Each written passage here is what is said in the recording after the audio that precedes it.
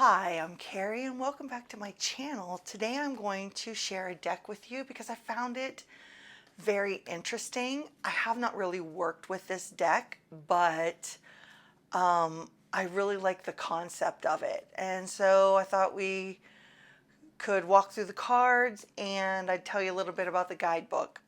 So it's A Compendium of Witches Oracle by Natasha Alinsik, I think is the name. I'm pretty sure this was an independent oracle deck. I picked it up from Llewellyn at their spring equinox sale, and it's published by Lo Scarabeo.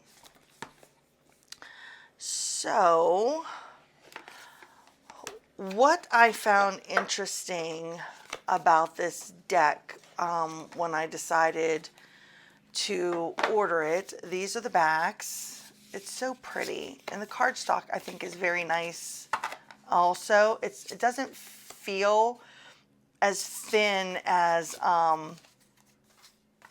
some of the Llewellyn cardstock could be, but it is 60 cards, but it's basically split up almost into like two separate decks, but that are supposed to be used together.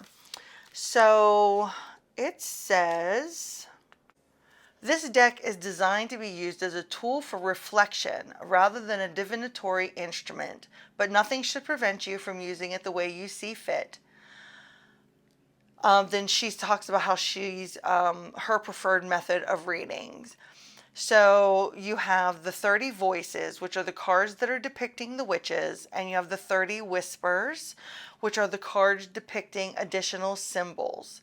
Each voice card features a short biography of the witch in addition to the description of the card meaning to allow for a comprehensive understanding. The deck is designed to be accessible to everyone. Her method of reading is centered on the voice cards, and the whispers are just complementary or clarify the voice cards. She says, I wanted you to meet these wise women and give them faces and voices to weave their stories into the fabric of history. Women were given little space in historic record, and wise women even less, often due to their position in the margins of society. So that's when she came up with A Compendium of Witches. These witches exist only in these pages. They're all works of fiction, all but one. She used to be flesh and blood like you and me. Look for her among these illustrations. She's the only one whose real face I did not portray. I hope these publications open a few new doors for you and unearth something that you haven't encountered before. So she has not really spreads, but she has the confidential advice. I don't think there's spreads in the back. No, because it's Lo Scarabeo, and then it's all extra, languages. This is the simplest method. Focus on a topic you seek guidance on as you shuffle the voice cards, then extract one single card. Additionally, you can extract one or more whisper cards to clarify the voice card for a more exhaustive reading. And then she has the Coven's Council, where you summon the coven, you focus on a topic, and you take 3 of the voice cards. The first seat is the situation, the second seat's the journey, and the third is the outcome. And then you can add in your whisper cards. So let's look through. So we have the listener, the priestess, the oracle, the wind rider, the shapeshifter, scholar, stargazer, veil walker, guardian, wayfarer. I love these cards. I think they're beautiful. I love the age difference in the women depicted on the cards. These are just gorgeous. The mystic, artist, seer, alchemist, the memory, shaman, reconciler, storyteller, healer, laborer, explorer, hermit, soothsayer, weaver, preserver, unbound, companion, comforter, dusk child, and crossroads. So she said there's only one that's real, that she didn't show their face.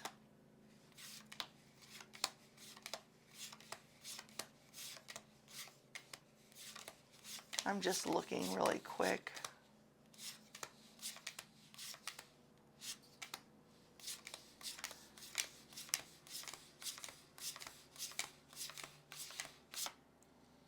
So is it the memory? Is that the one? Because I'm pretty sure I didn't. Because I just glanced through these really quickly and looked at the guidebook very quickly. I haven't done anything with them. Yes. This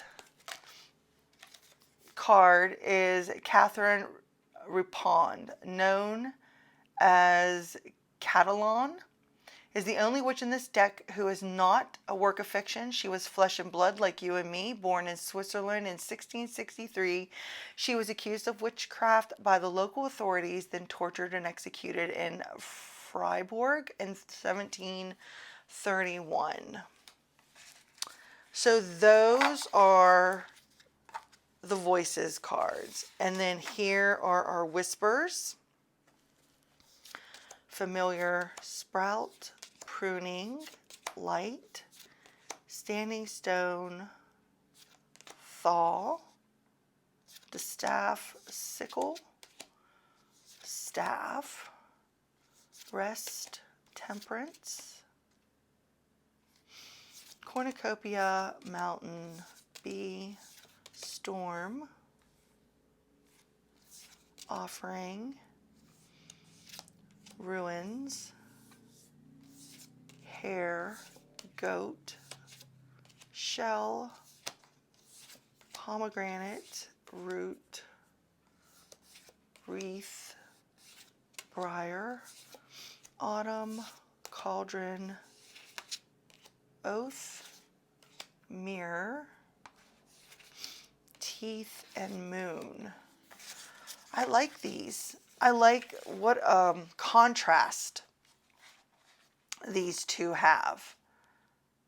So let's shuffle these.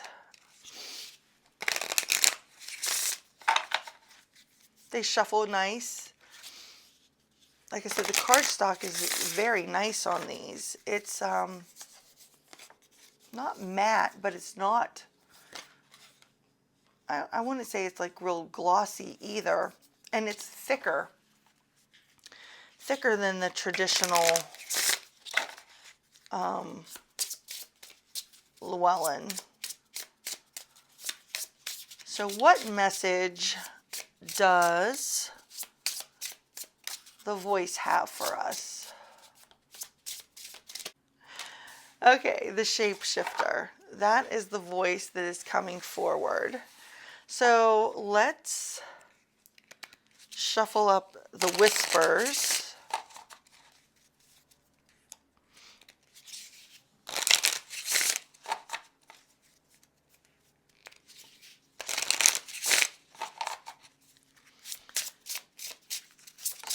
So we'll take this whisper card, and I'm going to take that one. I didn't look at it.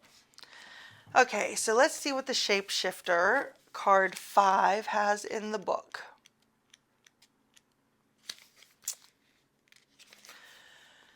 The shapeshifter: metamorphosis, adaptability, sensory expansion, and perspective.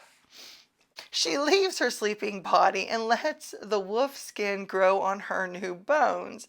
As she runs through the forest, her shape changes.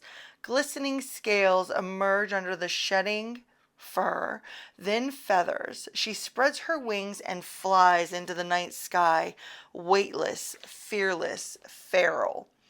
It is thanks to her capability to empathize and see things from various perspectives that the shapeshifter is able to navigate ever-changing environments.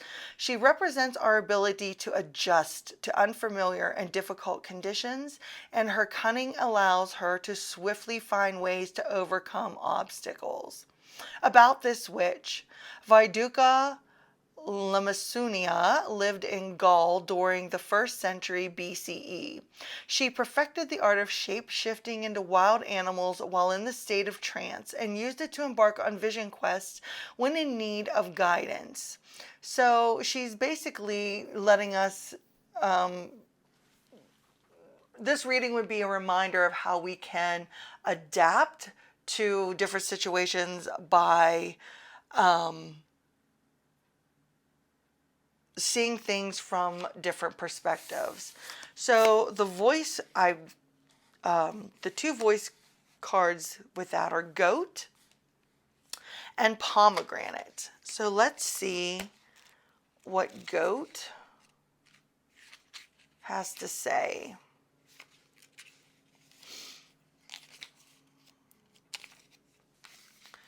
Strength, stability, dignity. The hot midday sun casts its golden light on the mountain slope. There, perfectly balanced on a vertical precipice, stands a strong yet nimble goat, readying its feet for the next jump. These majestic animals have been part of our mythologies for a millennia. Linked to various deities such as the goat-legged Pan and wild Artemis, Sylvanus, and Bacchus, the powerful Agni, Marduk, and Thor. The goat card evokes balanced confidence and a tenacious spirit and the quality of knowing where we stand. So I think that goes along well with the adaptability of a shapeshifter to handle things because they're viewing everything from a different perspective. And goat's letting you know that you have the stability and the strength to do this.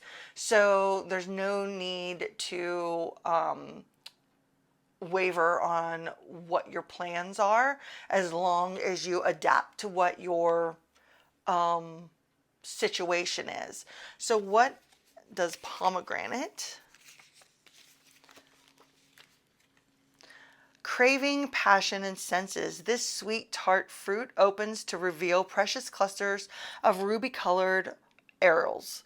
A pomegranate is present in many of our mythologies across Europe, Asia, and the Middle East.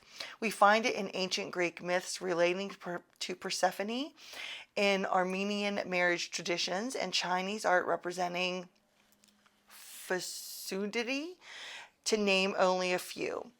The pomegranate card evokes images of hearty appetites, earthly passions, and satisfaction of the senses. So maybe it's about learning to be satisfied in the environments that you're thrown into by adapting to them instead of fighting against everything. And sometimes we can get ourselves in a funk where we moan and, begroan what we are going through instead of learning to adapt and maneuver through it. And maybe this is about finding the passion of life in those situations, coming from the side of strength. So I really like that. I wasn't sure, to be honest, when I looked through these cards, and I thought, what am I going to do? How is this going to work out? But I really like the way that these cards played with each other, and it was exactly, a rounded message using a voice and two of the whisper cards, which is very interesting. What's this coven? I don't really have a situation to do that. So let's do one more voice and one more Well, this one fell out. Let's do this.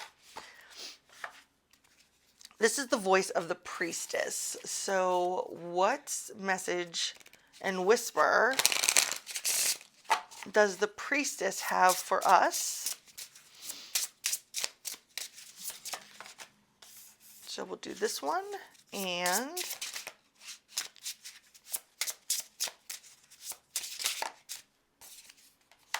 we'll do that one.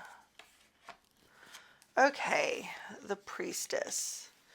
The priestess is initiation, ascension, mastery, and power.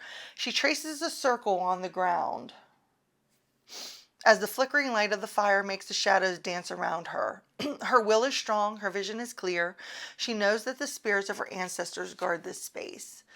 Through a rite of passage, a new world is accessed. The priestess masters new skills, consolidates power, and elevates her knowledge. She knows that the betterment of ourselves lies in our actions and in the lessons drawn from our experience.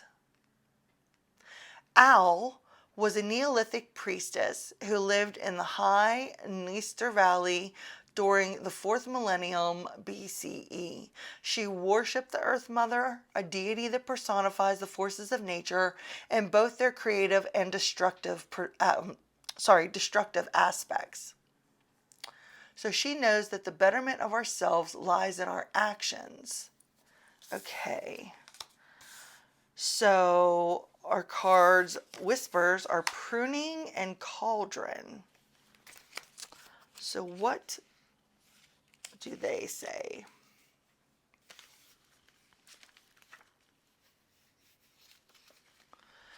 Pruning, unnecessity, redirection, strengthening. The pruning card invites us to reflect on what would benefit from cutting. Pruning is not about forcing the plant to conform to our own plans, but knowing it well enough to judge how to help it reach its full potential by removing unnecessary and detrimental parts. It's a careful, targeted, and intentional process that will result in a stronger and more balanced plant. This simple yet fundamental garden principles can be applied to our lives too. Identifying the diseased, unproductive, and unwanted things in our lives can help redirect our energies where they're needed the most and where they will bear fruit. So the priestess is telling us that the betterment of our lives lies within our actions, but in order to reach that, we're going to have to prune away that which no longer serves us and that which energy is dead, that we are clinging to for whatever reason. Learn from that lesson, quit holding on to it, and prune it away. That's how I would take those together. So what is the message of the cauldron? And it is new ideas, transmutation, and creation. Cauldrons have long been associated with the practice of witchcraft in the Western tradition. One of the most famous examples is perhaps the cauldron of poetic inspiration, used by the Celtic goddess Ceridwen to brew a potion capable of granting wisdom and knowledge. Creation doesn't happen in a sterile environment, and new ideas are often the result of many concepts and perspectives coming together, being stirred and brewed in the dark depths of the subconscious mind before emerging as something new. And again, that fits perfectly with the priestess of betterment of ourselves lies in our actions. So we need to draw upon the cauldron's energy and mix together the concepts and perspectives and merge them into something new. So prune away the old so these new ideas and concepts and direction can come forward for you and be for the betterment of your life. I think these cards work beautifully together, and now I'm super excited about using them. This is besides opening the deck and checking to make sure all the cards were there when I first got it, and just reading the brief introduction of the intentions behind this deck. That's all I've done with it. Shuffling it for the first time I did here on camera with you. Reading it with the first time was done here on camera with you. And I really like the messages. So what did you think? Do you already have this deck? Like I said, I'm pretty sure this was an indie deck first, before it was picked up by them. If you, I'll try to verify that, but if you know, let me know in the comments below. Do you have this deck? And if you do, how do you use it? Do you keep the voices separate from the whispers? Did you end up mixing them all in? Did I say that this was a 60 card? Let me see on the box. That it was a 60 card deck? Yeah.